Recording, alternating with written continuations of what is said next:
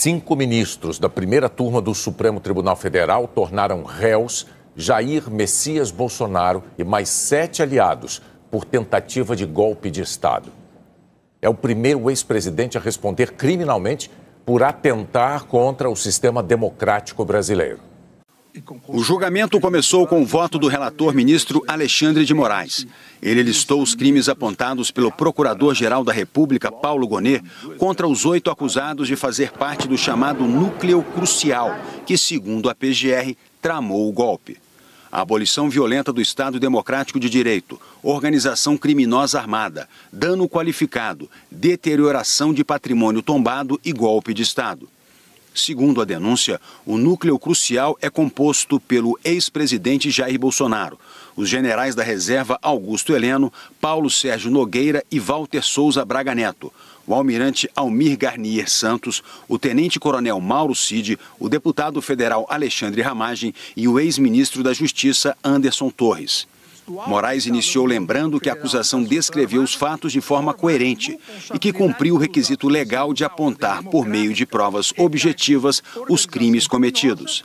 A Procuradoria-Geral da República, nos termos do artigo 41 do Código de Processo Penal, descreveu satisfatoriamente os fatos típicos e ilícitos, com todas as suas circunstâncias, dando aos acusados o amplo conhecimento dos motivos e das razões pelas quais foram denunciados. Lembrando que, abre aspas, a responsabilidade pelos atos lesivos à ordem democrática recai sobre organização criminosa liderada por Jair Messias Bolsonaro, baseada em projeto autoritário de poder, enraizada na própria estrutura do Estado e com forte influência de setores militares. A organização se desenvolveu em ordem hierárquica e com divisão das tarefas preponderantes entre seus integrantes. Alexandre de Moraes ressaltou que não se pode esquecer a gravidade dos atos de 8 de janeiro, que, segundo ele, demonstram a materialidade de uma tentativa de ruptura democrática. O ministro afirmou que as pessoas que atacaram os prédios dos 3 poderes não eram inofensivas, nem estavam ali a passeio. Não foi um passeio no parque. Ninguém, absolutamente ninguém que lá estava passeando. E ninguém estava passeando porque tudo estava bloqueado e houve necessidade de romper as barreiras policiais. E as pessoas de boa-fé que têm esse viés de positividade acabam sendo enganadas pelas pessoas de má-fé que, com notícias fraudulentas e com milícias digitais, passam a querer criar uma própria narrativa, como disse ontem, de velhinhas com a Bíblia na mão, de pessoas que estavam passeando. Em seguida, Moraes pediu autorização ao presidente da primeira turma, ministro Cristiano Zanin, para exibir imagens que, segundo ele, comprovam a violência dos atos golpistas. Moraes apresentou uma cronologia de atos antidemocráticos. Mostrou o ataque à sede da Polícia Federal em 12 de dezembro de 2022, dia em que o presidente Lula e o vice, Geraldo Alckmin, foram diplomados. A tentativa de explodir um caminhão cheio de combustível perto do aeroporto de Brasília, na véspera do Natal, também em 2022. Imagens dos acampamentos em frente ao quartel-general do Exército em Brasília, com faixas defendendo a ruptura democrática. E os ataques golpistas de 8 de janeiro de 2023. Aqui, seguindo o que a Procuradoria-Geral denunciou, os acampamentos golpistas em que mais de 570 réus confessaram que queriam intervenção militar. Aqui, na sequência da denúncia, os atos violentíssimos de 12 de dezembro, no dia da diplomação do então presidente, do vice-eleito. Se isso não é violência, o que seria uma violência? O absurdo de uma violência programada. Aqui, no dia véspera de Natal, a bomba, o caminhão-bomba, que colocaram uma bomba, se explodisse a bomba, centenas, se não milhares de pessoas morreriam. Vamos entrar e tomar o poder. E aqui o dia 8 de janeiro. Isso não é violência? As pessoas... Ninguém estava passeando. havia uma barreira policial e todos invadiram, agredindo os policiais que jogavam, vejam, jogavam gás de pimenta. Nenhuma Bíblia é vista e nenhum batom é visto nesse momento. Agora, a depredação ao patrimônio público, o ataque à polícia é visto. Em seguida, Alexandre de Moraes passou a julgar a denúncia contra cada um dos acusados em ordem alfabética. Em todos os casos, ele rebateu argumentos apresentados ontem pelas defesas. Começou pelo ex-diretor-geral da ABIN e deputado do PL, Alexandre Ramagem. A denúncia aponta a existência de uma estrutura paralela dentro da agência para investigar adversários políticos e desacreditar as urnas eletrônicas, que serviria de base para o então presidente Jair Bolsonaro questionar o sistema eleitoral. O denunciado Alexandre Ramagem há indícios que devem ser apurados durante a instrução penal, processual penal, que foi um dos responsáveis pela estruturação de uma ação conjunta com a finalidade de preparar uma narrativa a ser difundida pelo ex-presidente da República contra as urnas eletrônicas. Não há dúvida que há indícios fortes de autoria da participação de Alexandre Ramagem nessa organização criminosa que planejou e executou a tentativa de abolição do Estado Democrático de Direito e de golpe de Estado. O ex-comandante da Marinha, Almir Garnier. Moraes respondeu à defesa do almirante sobre o fato de a PGR deixar de fora da denúncia os ex-comandantes do Exército e da Aeronáutica, que também se reuniram com Bolsonaro. Quase houve um chamamento à autoria para trazer para a denúncia também os outros ex-comandantes militares. Mais ou menos assim, se o almirante Garnier foi denunciado, o ex-comandante do Exército e o ex-comandante da Aeronáutica também deveriam ser.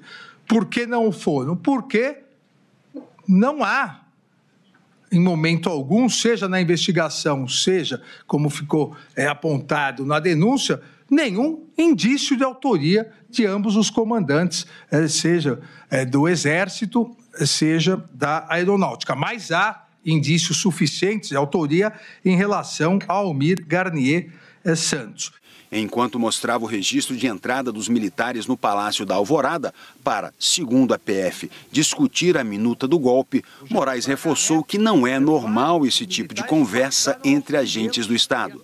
Apesar de algumas alegações, com todo o respeito, de que minutas de golpe são coisas normais que corriam pela internet, o ministro Flávio Dino até perguntou, né, onde estava essa minuta? Não, essa minuta corria entre autoridades, é como se fosse algo normal, todos darem um palpitinho na minuta de golpe, vamos melhorar aqui para o golpe ser um pouco melhor. Não é normal. É que o presidente, que acabou de perder uma eleição, se reúna com o comandante do Exército, o comandante da Marinha e ministro da Defesa para tratar de uma minuta de golpe. Ex-ministro da Justiça e ex-secretário de Segurança do DF, Anderson Torres. O relator afirmou que o acusado atuou com destaque na divulgação de informações falsas sobre as urnas eletrônicas. Moraes também citou o exemplo dado pela PGR sobre as operações da Polícia Rodoviária Federal durante o segundo turno das eleições, que dificultaram o trânsito de apoiadores de Lula. Isso também foi gravíssimo na interferência ilícita nas forças de segurança pública nas eleições de 2022, demonstrando indícios razoáveis que Anderson Gustavo Torres teve papel central na concretização do plano, com o objetivo da realização de um policiamento direcionado no segundo turno das eleições por parte da Polícia Rodoviária Federal, que está dentro da estrutura hierarquicamente subordinada ao ministro da Justiça. O general da reserva Augusto Heleno. Segundo o ministro, o então chefe do Gabinete de Segurança Institucional tinha conhecimento da minuta do golpe e ajudou a estruturar o sistema de desinformação das urnas eletrônicas. Moraes também citou uma declaração de Augusto Heleno durante uma reunião ministerial em julho de 2022 sobre a infiltração de agentes da ABIN em campanhas eleitorais.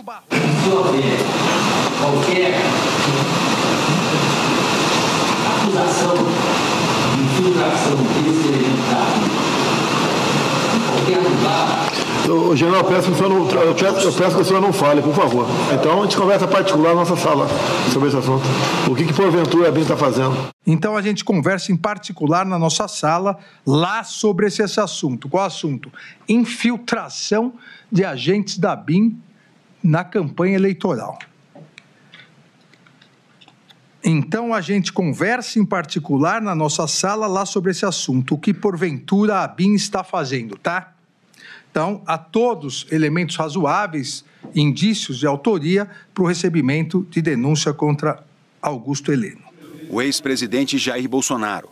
O relator afirmou que, ao contrário do que disse ontem um advogado de defesa, os autos apontam provas de que Bolsonaro foi o líder da organização criminosa e que a primeira etapa do plano golpista foi colocada em prática pelo ex-presidente ainda em 2021, quando ele passou a dar declarações para desacreditar as urnas eletrônicas e atacar o Supremo Tribunal Federal. Há indícios razoáveis de recebimento da denúncia da Procuradoria-Geral da República, que aponta Jair Messias Bolsonaro como líder da organização criminosa, demonstrando a participação do ex-presidente da República com os elementos de prova colhidos na investigação da Polícia Federal. A denúncia detalha essa participação, detalha os atos executórios. Em 2021, Jair Messias Bolsonaro começou a organizar uma estratégia para difundir notícias falsas sobre o sistema eleitoral brasileiro. O ministro lembrou, por exemplo, da participação do então presidente em uma manifestação com teor golpista em 7 de setembro de 2021.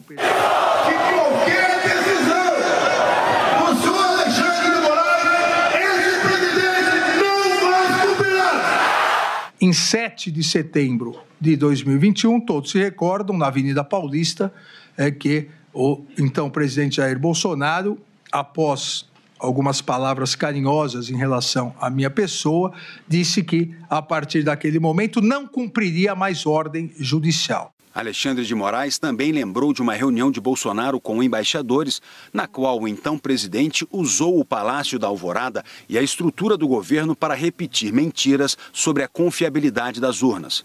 Por causa dessa reunião, o Tribunal Superior Eleitoral condenou o ex-presidente por abuso de poder político e uso indevido dos meios de comunicação e o tornou inelegível por 8 anos. Essa reunião, utilizando com desvio de finalidade os bens e serviços públicos, essa reunião foi transmitida também em live e divulgada nas redes sociais como uma reunião onde o presidente e os embaixadores estavam discutindo que há fraudes nas eleições brasileiras. Moraes afirmou ainda que Bolsonaro teve conhecimento da Operação Punhal Verde e Amarelo para matar, entre outras autoridades, o presidente Lula e o próprio Alexandre de Moraes. Também disse que Bolsonaro trabalhou na minuta do golpe. Não há nenhuma dúvida que o denunciado Jair Messias Bolsonaro conhecia, manuseava e discutiu sobre a minuta do golpe.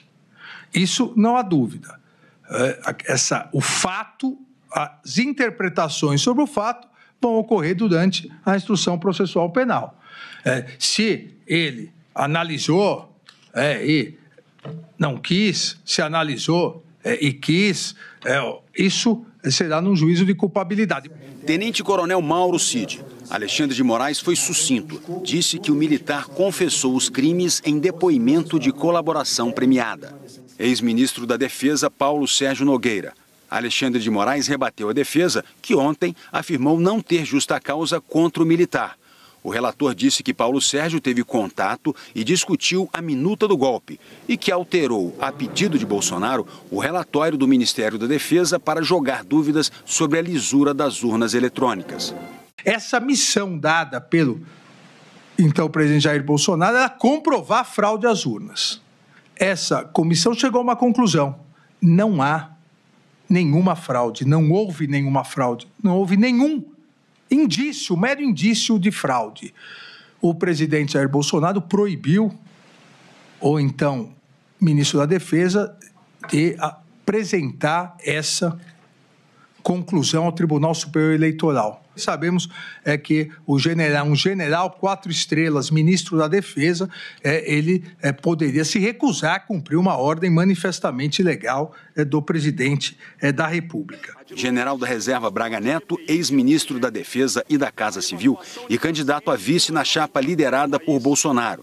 O ministro descreveu como, segundo a PGR, o militar atuou para insuflar os movimentos golpistas. Também foi descrita a participação de Walter Souza Braga Neto na incitação de movimentos populares, e que eu acabei de dizer, aquele vídeo em que General Braga Neto conversa com manifestantes em frente ao quartel e afirma para os mesmos terem esperança, porque ainda não havia terminado e algo iria acontecer. Moraes também lembrou a acusação da PGR sobre uma reunião golpista na casa de Braga Neto. Onde apresentou a minuta do golpe de Estado, tem os depoimentos, tem o georreferenciamento, tem o certificado de entrada no Palácio do Planalto. Então, além das provas independentes e autônomas, além dos depoimentos do colaborador, há comprovação dessas afirmações feitas pelo colaborador. Depois de quase 2 horas de apresentação do voto, o ministro relator Alexandre de Moraes concluiu pela aceitação da denúncia contra os 8 acusados. Alexandre de Moraes afirmou que a Procuradoria-Geral da República apresentou elementos suficientes para torná-los réus com a abertura da ação penal. Depois do relator Alexandre de Moraes, os outros ministros da primeira turma votaram. O ministro Flávio Dino disse que não há dúvida da materialidade da tentativa de golpe de Estado. O eixo central das sustentações orais, de um modo geral, das defesas, não foi tanto descaracterizar as materialidades e sim afastar autorias, afastar os seus patrocinados, seus clientes, do itinerário delituoso ou em tese delituoso. O que também, obviamente, corrobora a densidade desse acervo probatório que foi muito bem escandido e delineado pela Procuradoria-Geral da República e pelo relator. Dino lembrou o golpe militar de 1964 para afirmar a gravidade do 8 de janeiro. E se diz também, querido ministro Fux, mas não morreu ninguém. No dia 1º de abril de 64, também não morreu ninguém. Mas centenas e milhares morreram depois. Golpe de Estado mata. Não importa se isto é no dia, no mês seguinte ou alguns anos depois. Dino ressaltou que a lei pune a conduta de quem atenta contra a democracia ou contra o governo eleito e que, se o golpe fosse consumado, não haveria julgamento. O ministro seguiu o relator para aceitar a denúncia. Em seguida, foi a vez do ministro Luiz Fux. Ele classificou todo o ataque ao Estado Democrático de Direito como repugnante e inaceitável. Esses episódios contra a nossa democracia e contra o Estado Democrático de Direito, ele vai ser marcante dia após dia. Então, todos os dias serão dias da lembrança de tudo o que ocorreu. E por isso, não se pode, de forma alguma, dizer que não aconteceu nada. É absolutamente impossível se afirmar isso. Fux lembrou que o processo está em fase inicial e disse que vai analisar com mais profundidade os fatos narrados na denúncia e os critérios da lei para o crime de tentativa de golpe de Estado. Nós estamos numa fase de prelibação, de verificação dos indícios de autoria e da materialidade dos delitos. Isso é uma fase ainda inicial, porquanto, em relação à autoria e à materialidade, o relator e o Ministério Público legaram à turma, à sociedade, tudo quanto nós precisávamos saber para o recebimento da denúncia. Então, eu quero acompanhar o eminente relator, nos termos do seu voto, e, ao mesmo tempo, dizer que nós devemos ainda manter a grande, extraordinária a esperança de que o nosso país continuará a viver um Estado democrático de direito, onde se garante justiça, segurança, verdade e liberdade. Ao seguir o relator, o voto de Fux formou maioria para a aceitação da denúncia. Em seu voto, a ministra Carmen Lúcia citou as tentativas do grupo de minar a credibilidade do sistema eleitoral e os ataques à democracia.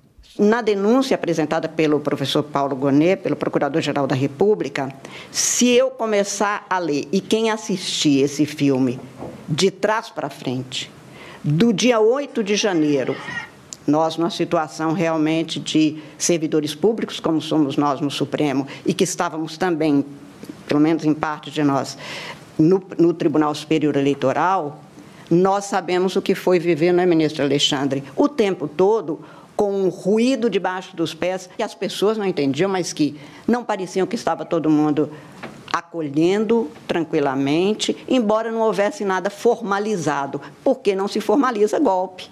A ministra rejeitou qualquer tentativa de minimizar os fatos de 8 de janeiro. Naquele dia, na frente ou dentro do Supremo, ou do Palácio do Planalto, ou do Congresso Nacional, não morreu alguém?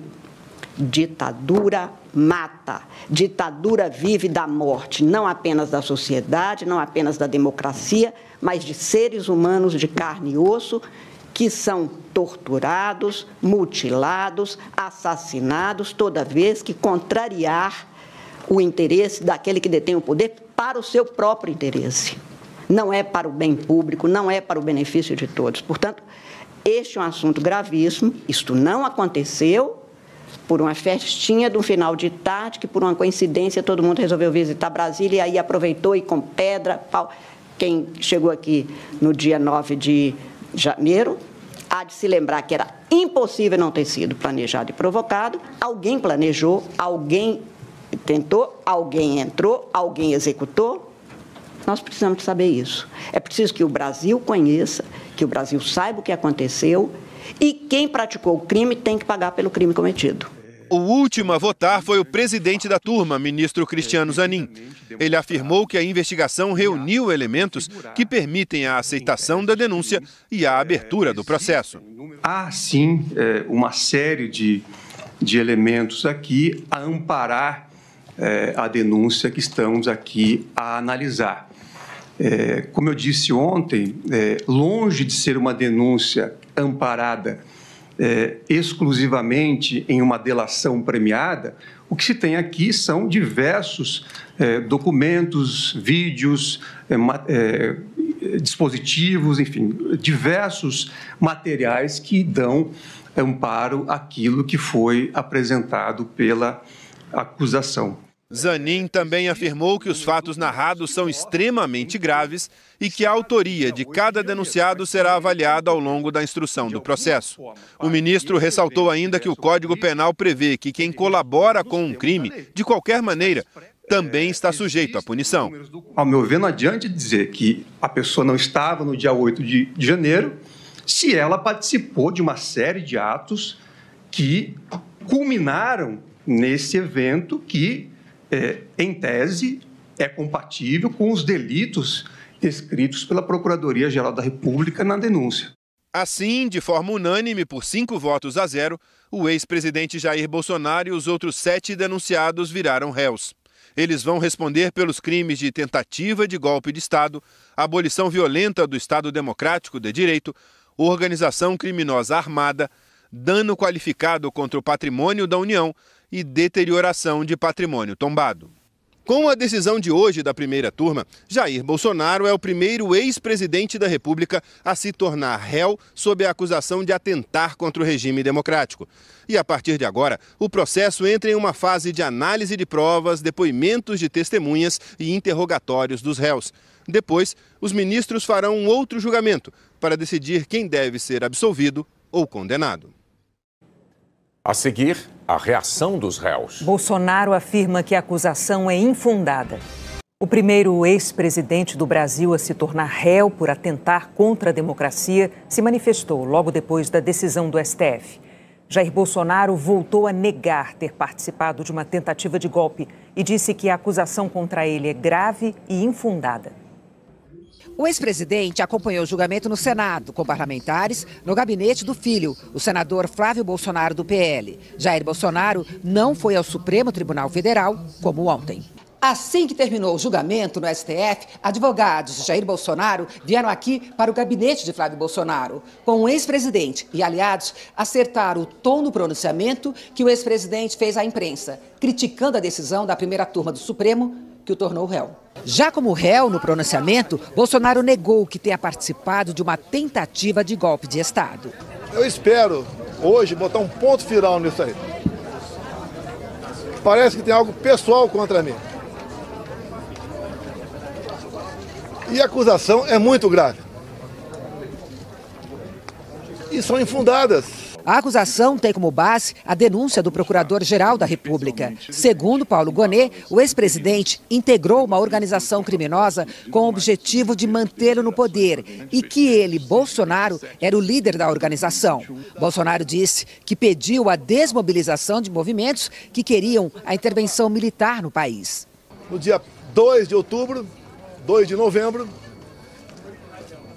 alguns de vocês estavam lá na Alvorada e eu fiz um pronunciamento à nação.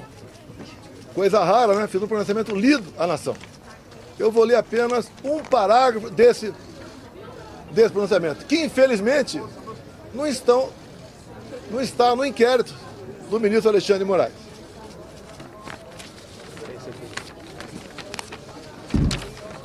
Lá, o terceiro parágrafo, bem curtinho. As manifestações pacíficas sempre serão bem-vindas, mas os nossos métodos não podem ser os da esquerda, que sempre prejudicaram a população, como invasão de propriedade, destruição de patrimônio, cerceamento do direito de ir e vir. Ato contínuo, começamos a transição. Alguns dias depois desse pronunciamento, os caminhoneiros começaram a obstruir vias pelo Brasil. Eu fiz um vídeo pedindo para que eles se desmobilizassem. Eu não tinha intenção nenhuma em parar o Brasil, criar o caos, ou estava pensando em outra coisa. Eles cumpriram esse pedido meu. E, na verdade, o resumo que eles falaram é o seguinte: golpe tem povo, mas tem tropa, tem armas e tem liderança. 2 anos de investigação não descobriram quem, porventura, seria esse líder.